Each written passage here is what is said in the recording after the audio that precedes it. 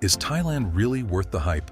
Besides the nightlife, beaches, and even the Instagram-worthy foods, there's some dark stuff, like numerous scams that people don't often talk about, that could make you cross off Thailand from your next go-to vacation destination. And it should. We'll tell you in detail why Thailand might not be the dream destination you imagined. First of all, let's talk about something that a lot of people don't fully prepare for when they think about visiting Thailand: the heat and humidity. The moment you step off the plane, it feels like you've walked straight into a wall of thick, heavy air. It's not just warm, it's oppressive. For anyone not used to tropical weather, it can be absolutely overwhelming. In cities like Bangkok, the temperature often hits around 33 degrees Celsius, but with the humidity, it feels so much hotter, more like 39 degrees Celsius.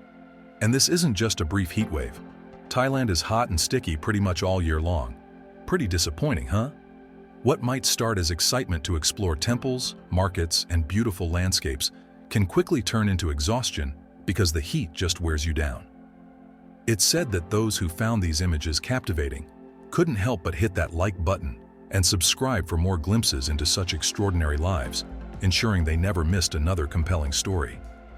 During the hot season, especially from March to June, cities become extremely hot due to concrete and traffic. April is the hottest month, making outdoor activities like sightseeing uncomfortable. Sweating is immediate, and there's a risk of dehydration and heat exhaustion. Anyways, then comes the rainy season from July to October. You might think the rain would cool things off, but it really doesn't. Sure, there's a bit of relief, but after the rain stops, the humidity shoots right back up, and it feels even heavier than before. Those afternoon downpours can completely ruin your plans, leaving you stuck indoors or wading through flooded streets.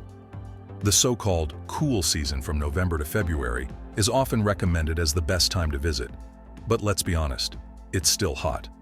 It's just less brutal compared to the other seasons. And because everyone wants to visit during this more bearable weather, you'll find bigger crowds and higher prices everywhere you go. Even the islands like Phuket or Koh Samui, where you'd think the ocean breeze might help, still feel tropical and sticky. If you're hoping for dry, comfortable heat like you'd get in the Mediterranean, you're in for a shock. But it's not just about feeling sweaty and uncomfortable. The heat can seriously mess with your health. Heat exhaustion and even heat stroke are real risks here, especially if you're not used to this kind of climate. You can start feeling dizzy, nauseous, or completely drained, and it sneaks up on you fast. Any precautions? Yep. Staying hydrated and wearing light, breathable clothing isn't just a suggestion. It's absolutely necessary if you want to make it through the day without feeling sick. The weather also limits what you can do. Exploring ancient temples or hiking through the countryside sounds great, until you realize the midday sun is beating down on you with no mercy. Many travelers end up hiding indoors during the hottest parts of the day, and only step out early in the morning or later in the evening when it's slightly cooler. And if your hotel or Airbnb doesn't have good air conditioning, sleeping comfortably becomes almost impossible. For people coming from cooler climates, adjusting to this heat can be really tough. It's common to feel sluggish, irritable, or even physically unwell as your body tries to cope. Sure, packing light clothes, sun hats, and sunscreen can help, but it doesn't make the heat go away. Some people embrace it, of course. Beach lovers and sun chasers might love soaking up the sun all day. But for the average traveler, Thailand's constant heat and humidity can turn a dream vacation into a sweaty, exhausting experience. If you're not prepared to deal with that kind of weather day in and day out, you might want to think twice about putting Thailand at the top of your travel list. Getting to the next point, we cannot forget the non-stop chaos. Sure, the energy and excitement can be thrilling at first, but for many travelers, it quickly becomes disturbing. Why? Well, first off, the noise. Major cities like Bangkok, Chiang Mai, and Phuket are loud. Imagine motorbikes zipping by at all hours, tuk-tuks honking non-stop, street vendors shouting to grab your attention, and crowds of people moving in every direction.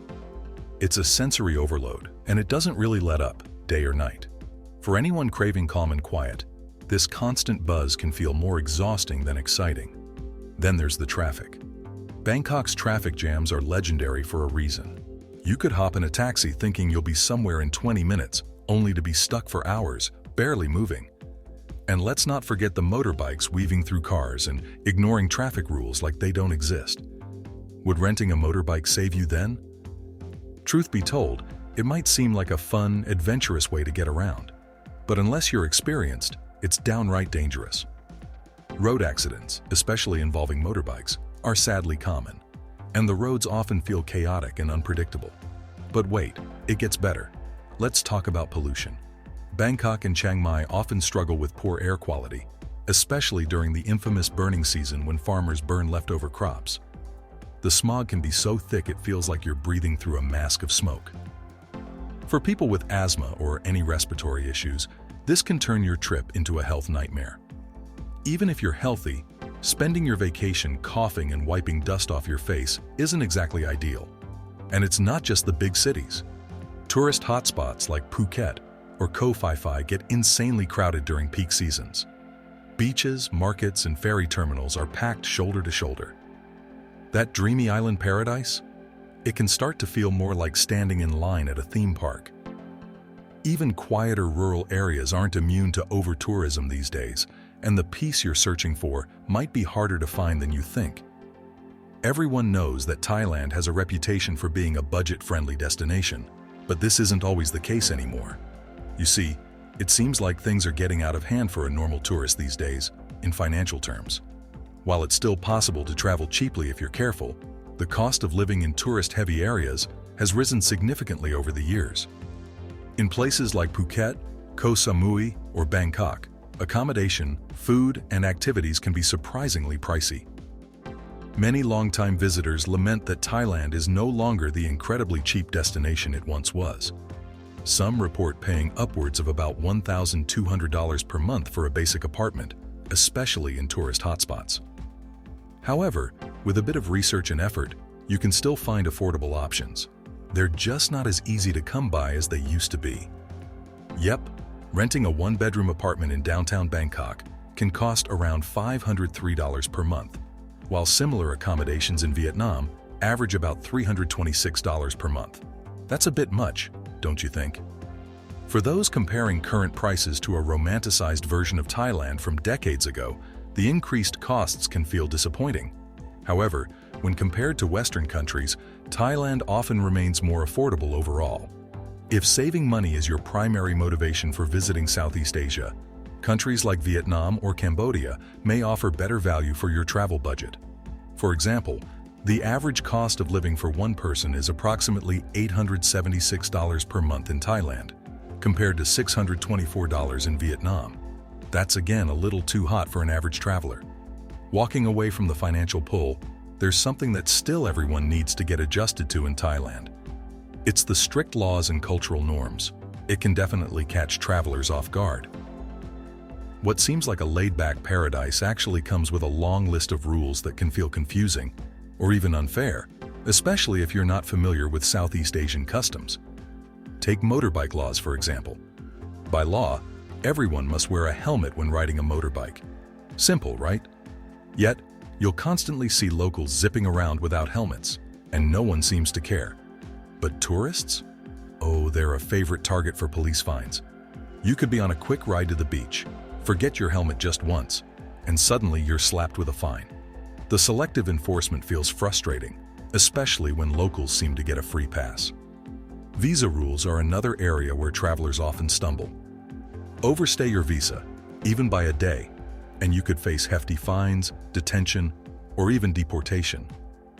The thing is that many visitors don't realize how strict these policies are, and if you're not keeping track of your allowed stay, it can turn into a serious problem. Trying to explain it away as a misunderstanding won't help either. Immigration laws are strictly enforced. Then there are the alcohol laws. You might be surprised to find that you can't just grab a beer whenever you feel like it. Thailand restricts alcohol sales during certain hours like between 2 p.m. and 5 p.m., and drinking in public spaces can lead to serious trouble. Getting publicly drunk isn't just frowned upon, it can actually result in fines or even jail time. Cultural customs can also feel a bit overwhelming. Temples, for instance, have strict dress codes. Want to visit that famous golden temple you saw on Instagram? Not if you're wearing shorts or a tank top. Shoulders and knees must be covered, and if you show up dressed casually, you'll be turned away or pressured into buying overpriced cover-ups from nearby vendors. Even small things, like the Y greeting, a slight bow with hands pressed together, are important in Thai culture. Not returning this greeting or using it in the wrong context can be seen as disrespectful. And trust me, blending in with the locals is already hard enough without accidentally offending someone. But the biggest cultural shock for many? Thailand's strict laws about the monarchy. The country has some of the toughest lèse-majesté laws in the world. Say anything remotely critical about the royal family, even as a joke, and you could face years in prison. This isn't something to take lightly. And let's not forget the country's harsh drug laws. Even being caught with a small amount of illegal substances can land you in a Thai prison, or worse. While some Southeast Asian countries are loosening up on cannabis laws, Thailand isn't as relaxed as many tourists assume. All these strict rules and cultural differences can make Thailand feel less like a carefree vacation and more like walking on eggshells. Sure, some travelers adapt and even appreciate the structure, but for others, constantly worrying about offending someone or breaking a rule can turn a dream trip into a stressful experience. Now, here's something that's been bugging a lot of travelers lately: over-tourism in Thailand. You've probably seen the pictures: crowded beaches, packed streets, and attractions so busy you can barely move. It's not exactly the postcard-perfect Thailand that many people dream of when they book their tickets. So, what's going on? Over-tourism basically means too many people all trying to visit the same places at the same time. And in Thailand, this has hit some of the most famous spots really hard. Think Phuket, Pattaya, and the Phi Phi Islands. These were once quiet, beautiful places where you could soak up the sun, enjoy the local vibe, and feel like you'd found your own slice of paradise. But now, they've become super commercialized, and not in a good way. Take Phuket, for example. It's still gorgeous, but some beaches are so full of people and beach chairs that it's hard to find a place to sit. And the Phi Phi Islands? They're stunning, no doubt, but so many people visit that it's hard to enjoy their natural beauty without bumping into a dozen speedboats or having to wait in line to snap a picture. It can start to feel more like a theme park than a tropical escape. And here's another thing. When places get this crowded, locals can sometimes seem less welcoming. It's not that they don't want tourists around. Tourism is a big part of the economy. But imagine having to deal with huge crowds every single day. It's exhausting. In smaller towns or less touristy regions, you'll often find people are friendlier and more relaxed because they're not overwhelmed. One of the biggest complaints people have about over-tourism is that it takes away the authentic Thai experience. When a place gets too commercialized, it starts to lose the unique charm that made it special in the first place. Instead of local markets selling fresh produce and handmade crafts, you'll find rows of souvenir shops selling the same mass-produced trinkets. And instead of traditional Thai architecture, you'll see chain hotels and Western-style malls popping up everywhere.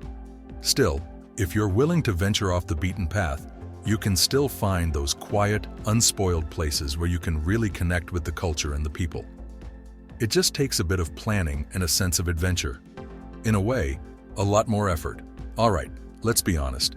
Thai food is famous around the world for being delicious, but it's not for everyone. You've probably heard people rave about pad thai, green curry, and mango sticky rice. Sounds amazing, right? But here's the thing. The spices in Thai dishes can be seriously intense. We're talking chili heat that can leave you sweating and reaching for water after just a few bites. If you're not used to spicy food, this can quickly turn from exciting to exhausting.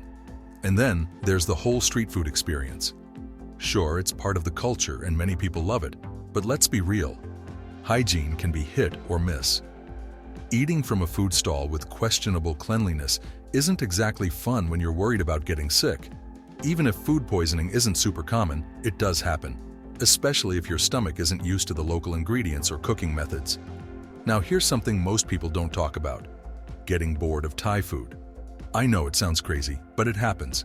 At first, you're excited to try every noodle dish and curry on the menu, but after weeks of rice, stir-fries, and spicy soups, it can all start to feel the same. You might find yourself craving something simple like a sandwich or a bowl of pasta. And while Western-style restaurants exist, they're usually pricey and mostly found in touristy areas or big cities like Bangkok. Outside of those places, good luck finding a decent burger or a proper cup of coffee. If you're a picky eater or have specific dietary needs, it gets even trickier. Hunting down gluten-free, vegan, or allergy-friendly meals can feel like a full-time job. That's not exactly the relaxing vacation vibe most people are looking for. So, while Thai food has its fans, it's not always the dream people imagine. If you're not up for fiery spices, unpredictable hygiene, or the possibility of getting bored with the local flavors, maybe it's worth reconsidering Thailand as your next destination. Something people don't always mention when they rave about Thailand is the language barrier. Sure, in the big tourist spots like Bangkok, Phuket, or Chiang Mai, you'll find plenty of locals who speak basic English. Ordering food, booking a tour, or asking for directions? Usually not a big deal, but step outside those touristy bubbles and things get tricky fast. In smaller towns or more remote areas, English just isn't that common. Imagine trying to explain to a taxi driver where you want to go when they don't understand a word you're saying, or worse, when Google Maps can't save you. Even simple things like ordering food can turn into a confusing game of charades. And forget about having deeper conversations with locals to really understand the culture. It's hard when you can barely get past hello and thank you. For a quick vacation, this might not seem like a huge problem. You're probably sticking to the well-worn tourist paths, and many hotels or tour operators are used to dealing with foreigners. But if you're planning to stay longer or explore hidden gems off the beaten path, the language barrier can get really frustrating. Need help during an emergency? Trying to explain allergies or medical issues? Suddenly, not speaking Thai feels a lot scarier. And let's be real, learning Thai isn't exactly easy.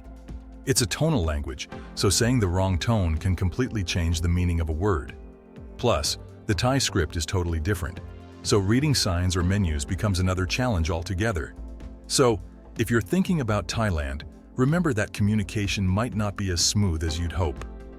Unless you're ready for some awkward conversations, misunderstandings, and a lot of hand gestures, it might be worth reconsidering.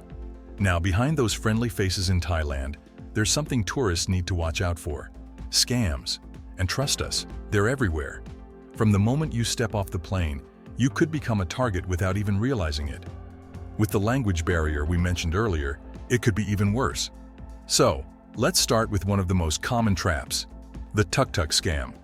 You hop into a tuk-tuk, excited for a cheap ride to a famous temple. But halfway there, the driver suddenly says the temple is closed for a holiday or special event. Spoiler alert, it's not. Then they kindly offer to take you to a government-approved jewelry shop or tailor instead. It sounds harmless, but these places are notorious for overpriced junk. And know what? The driver gets a commission just for bringing you there. Then there's the classic gem scam. A smooth-talking local might strike up a casual conversation, telling you about a one-day-only sale on gems that could make you rich when you resell them back home. It feels like insider info, right? Wrong. Those gems are usually worthless, and you'll be out hundreds, if not thousands of dollars. Taxi scams are another headache. Taxis in Bangkok are supposed to use meters, but many drivers refuse and quote a flat rate that's double or triple the real fare. Some even take you on the longest route possible to rack up the bill. And don't get us started on special deals, where drivers say they know a better hotel or tour operator. They're just steering you toward businesses that pay them to send tourists their way. Even at temples, you're not safe. Ever heard of the temple dress code scam? Someone might stop you at the entrance and say you can't enter without covering up, which is true for some temples, then conveniently direct you to a nearby shop, renting or selling overpriced scarves. And let's not forget the infamous jet ski scam at beach destinations like Phuket and Pattaya. You rent a jet ski for some fun in the sun, but when you return it, the owner claims you've damaged it and demands an outrageous repair fee. Often, the jet ski already had those scratches, you just didn't notice. Even technology isn't safe from scams. Credit card fraud and ATM skimming are real risks. Using random ATMs or handing your credit card to sketchy vendors could leave you with unauthorized charges. The worst part? These scams are so common that even the police might not help. In some cases, they're even in on it. Reporting the scam doesn't always lead to a solution, leaving you frustrated and out of money. So, while Thailand has its charm, the constant need to watch your back can make the trip stressful. If you're not ready to stay alert 24/7, maybe it's time to think twice about visiting. Getting around Thailand sounds exciting, but in reality, it can be a stressful and even risky experience. Cities like Bangkok are infamous for their gridlock traffic. We're talking bumper-to-bumper jams that can turn a quick trip into an hours-long test. Imagine sitting in a taxi for 45 minutes just to move a few blocks. If you're someone who hates wasting time stuck in traffic, Thailand's chaotic roads might test your patience. Public transportation? Well, it exists, but it's not exactly tourist-friendly. Sure, Bangkok has the BTS SkyTrain and MRT subway, but these only cover certain areas. Once you venture outside the main city, things get confusing fast. Buses are hard to navigate without knowing Thai, and figuring out routes can feel like solving a puzzle. And if you're thinking about hopping on those colorful Songthaews, which are shared trucks or the infamous tuk-tuks, be prepared for inconsistent pricing and a lot of guesswork on where they're actually going, as we mentioned earlier. Many tourists turn to motorbikes to zip through the traffic, but this comes with serious risks. Thailand has one of the highest rates of motorbike accidents in the world. Roads can be chaotic, traffic rules are often ignored, and let's not even talk about the potholes and unpredictable weather. If you've never ridden a scooter before, Thailand is not the place to learn. Inexperienced riders are especially vulnerable, and accidents can lead to serious injuries, or worse. For older or mobility-impaired travelers, motorbikes aren't suitable. Taxis and ride-hailing apps like Grab are options but can be expensive, especially during peak times. Taxi drivers may negotiate higher flat rates instead of using meters. Crossing streets can be dangerous due to ignored pedestrian crossings and lax traffic light adherence. Think Thailand's still worth visiting? Comment down your thoughts and experiences. We'd really appreciate it if you liked this video and shared it with others who need it. If you enjoyed this, make sure to subscribe to our channel. We'll be reaching you soon with more. See you then.